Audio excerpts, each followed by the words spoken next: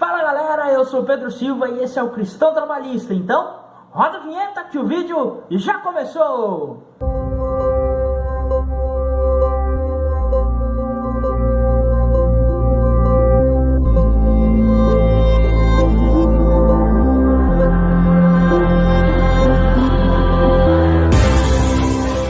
Boa tarde, boa noite. Então vamos lá, começar nosso vídeo aqui, falar sobre a história da igreja, a história do cristianismo, né? História essa que começa ali quando Cristo morre na cruz do Calvário, né? Quando ele dá-se a morte de Cristo, a gente considera que começa ali então a história da igreja, sendo precursora os apóstolos, né? Eles que vão puxando essa fila, que vão desempenhando esse papel de liderança e chamando, fazendo as pregações do evangelho, e o pessoal vem chegando. E aí o cristianismo ele tem assim, começa o seu crescimento exponencial, né? Lado a lado com isso a gente tem também o Império Romano. Por exemplo, quando Cristo nasce, quem era o Império? O imperador no momento era César Augusto. Quando Cristo é crucificado, o imperador naquele momento era Tibério César, né? Há um certo desentendimento, algumas pessoas falam, o imperador é Pôncio Pilatos. Não, Pôncio Pilatos era governador, um governador de certa região do Império Romano, que ali incluía a província, né, diga-se de passagem, de Israel, tá bom? Então vamos lá, a gente sempre precisa trazer também um pouquinho dos dados que a Bíblia nos fornece, né? E nesse período de expansão do cristianismo, a gente tem, por exemplo, Atos capítulo 1 ao capítulo 7, o evangelho é pregado na Judéia, né?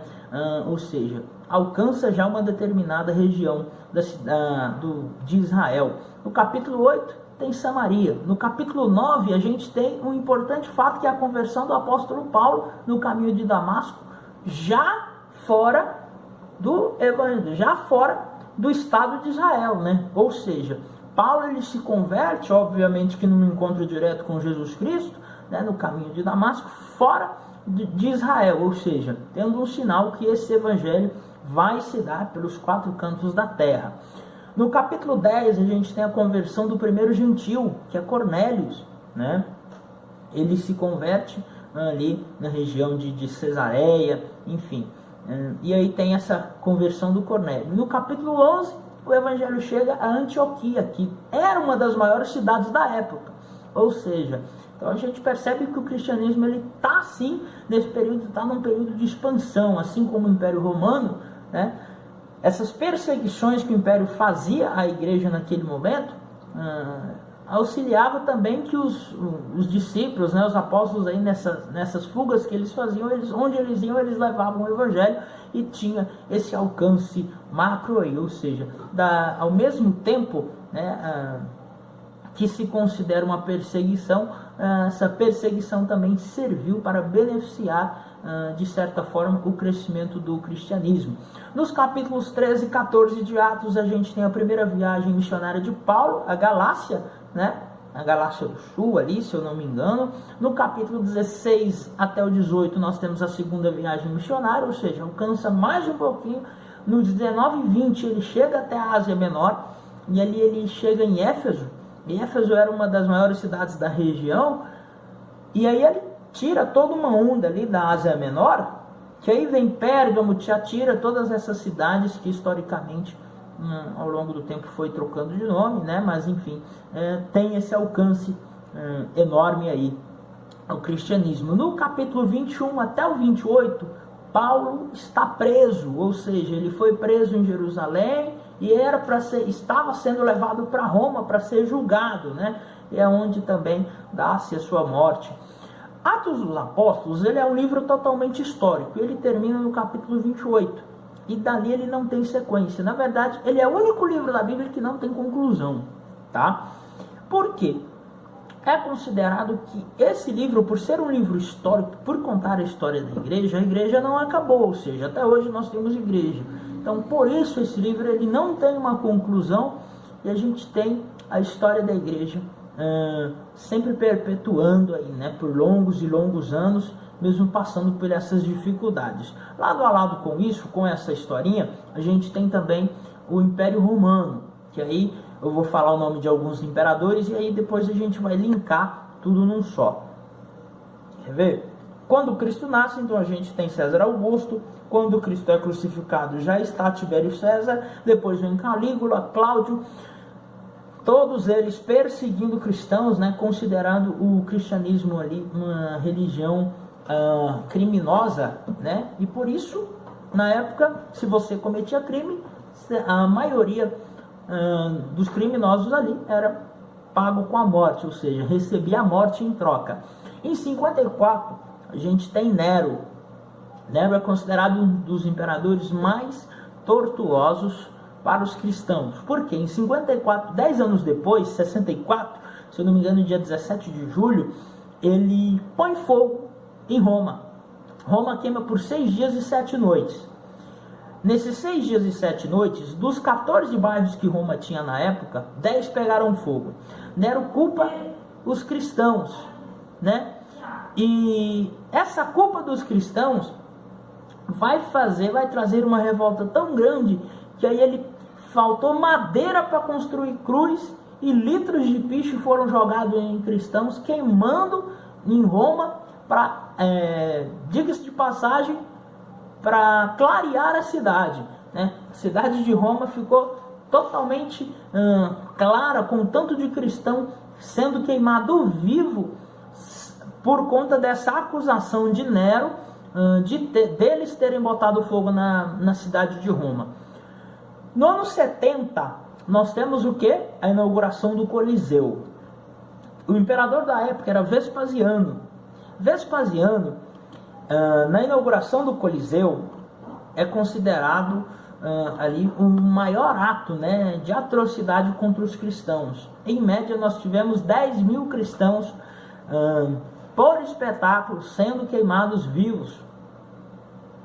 Aproximadamente, até um dado histórico, queimados vivos ali dentro do Coliseu, né?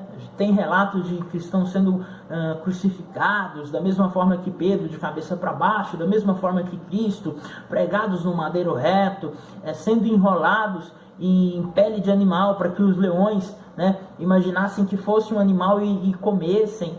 Então, assim, foram muitos anos de sofrimento, de perseguição que a igreja passou, né? E seguindo isso, então a gente tem sempre um paralelo. E aí, por exemplo, hoje, nós gostamos muito de falar, a igreja persegue, maltrata, judia.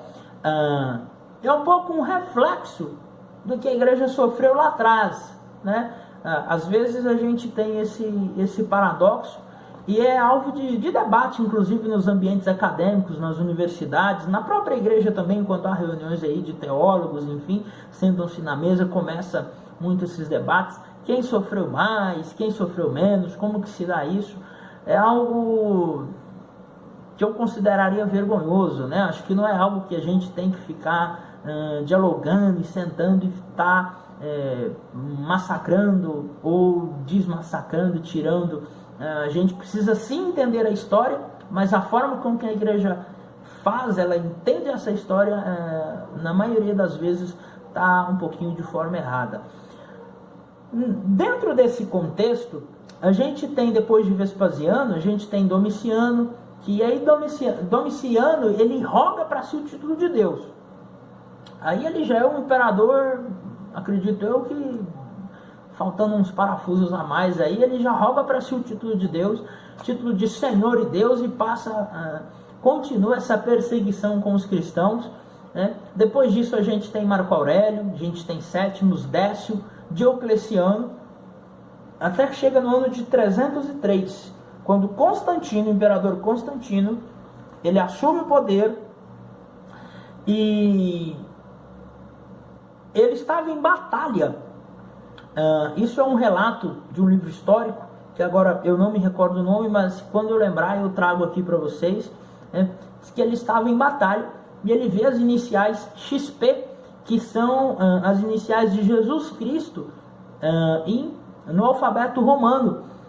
E aquilo, a partir daquele momento, ele vence a batalha. Então ele traz para si aquele corpo, opa, Jesus Cristo é real e ele me ajudou a vencer essa batalha. Então ele transforma o cristianismo Em 311 ele assina o Edito de Milão, né? E aí, a partir daí, o cristianismo passa a ser a religião oficial do Império Romano. Daí surge a Igreja Apostólica Romana, que hoje a gente chama, né, de Igreja Católica. Um adendo é que católico, né, ou católica, ele vem do termo grego católicos, que significa universal. Ou seja, quando se fala Igreja Católica, você está dizendo uma igreja universal. E hoje esse termo ele já não é muito usado pelos protestantes, justamente por conta, né, da fama da Igreja Católica, mas é um termo que relata a Igreja totalmente universal. A partir desse momento, a Igreja então ela se mistura com o Império. E nesse se misturar com o Império, abre-se para que aconteça, né, essas fusões de ídolos, de imagens, de esculturas, de atos que na igreja primitiva não eram praticados e eram considerados atos tortuosos, né? Atos totalmente contrários àquilo que Cristo deixou o ensinamento para os discípulos, né? É chamado período da patrística, né? Dentro da teologia, que é esse período onde a igreja primitiva, ela sofre essas deturpações e se transforma aí na Igreja Apostólica Romana. Em 604, o imperador Focas, ele tenta nomear Nicolau I o bispo universal, ou seja, o Papa universal da igreja. Entretanto, Nicolau rejeita esse título, falando que ele não era digno e que isso não pode acontecer, que o único bispo universal que a igreja tem é Jesus Cristo. Mas em 607, 3 anos depois, ele nomeia Bonifácio III, o Papa. Ele aceita para si esse título, e aí é onde começa um período totalmente tenebroso, né? Começa a Inquisição, a chamada Santa Inquisição, ou aí a gente tem a Inquisição Espanhola, enfim, que se dá todos esses meios aí, essas carneficinas que geraram, onde a igreja ela matou muita gente, ela torturou muita gente, querendo seguir uma linha, né? E nesse contexto que se dá a Reforma Protestante. A Reforma Protestante em 1517, com Martinho Lutero afixando as 95 teses da Abadia de Westminster na Alemanha. Mas anterior a Lutero, a gente tem, por exemplo, John Wycliffe, que na Inglaterra foi morto pela Santa Inquisição por tentar traduzir a Bíblia para o inglês. Ou seja, se Cristo veio, se Cristo morreu, e agora eu tenho elo direto com Deus, eu posso ler a palavra dele, eu não preciso ficar dependendo de um papa, de um bispo, para ficar sabendo o que é que está ali escrito. Então vamos traduzir. Ato esse que foi terminado pelos seus discípulos e não por ele, justamente por ter essa morte aí na Inquisição, né?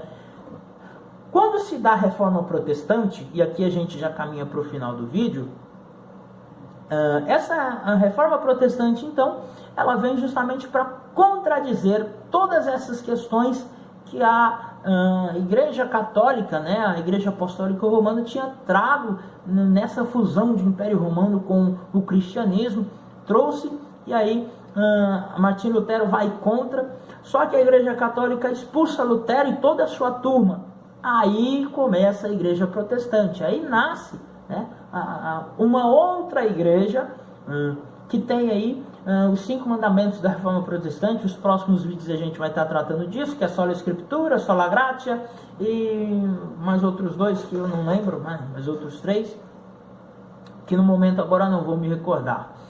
Enfim, então pessoal, até aqui, desde o início até esse período da Reforma Protestante, nós tivemos todos esses paralelos que pegaram a igreja um pouquinho, a história da igreja, né, de forma tortuosa, aquele trupica mas não cai, e até hoje a igreja está aí. E de certa forma parte da igreja se gloria da história, outra parte fica um pouco triste, cabisbaixo com os acontecimentos, mas a gente sempre vai estar trazendo aí esses paralelos, né? Importante, para finalizar, nesse período também nós tivemos alguns concílios que foram ditando a interpretação bíblica. E hoje, quando a gente tiver essas diversas interpretações, a gente se acha de uma forma confusa, né? Diga-se de passagem. Aí são os concílios. Nós tivemos o concílio de Nicéia, nós tivemos o concílio de Constantinopla, nós tivemos o da Calcedônia, né? Mais anos para frente a gente vai ter o de Trento, todos eles ditando as interpretações sobre a personificação de Cristo, a existência do Espírito Santo, junto aí, e hoje é dado na interpretação bíblica que é seguido por grande parte das igrejas, tá bom? Pessoal, então é isso, espero que vocês tenham gostado do vídeo. Deixo aqui os meus sinceros agradecimentos a todos vocês que estão nos acompanhando. Não se esqueçam, curtam o nosso canal, se inscreva, ativa a notificação aí, né? A gente está procurando sempre fazer um videozinho por semana. Desde já também peço desculpa, semana passada a gente não fez, né? Por conta da correria do dia a dia a gente não conseguiu estar fazendo. Mas, estamos aí, a partir de semana que vem, estamos juntos de novo, falando mais um pouquinho da história da igreja, né? As teses que se deu depois da Reforma Protestante, calvinismo, arminianismo, né? Tem a questão soteriológica também, que é muito difundida aí, tem um amplo debate, enfim, é isso. Se você curtiu esse vídeo, mais uma vez, dá um like, se inscreva no nosso canal, beleza? Pessoal, abraço, até semana que vem, beijo do gordo, fui!